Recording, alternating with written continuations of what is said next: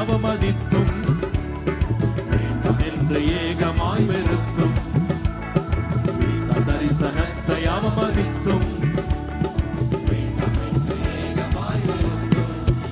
என்னை தரிசனங்கள் காண செய்த தேவன் என்னுடன் இருந்து காரியத்தை வாய்ப்பிட செய்வார். என்னை தரிசனங்கள் காண செய்த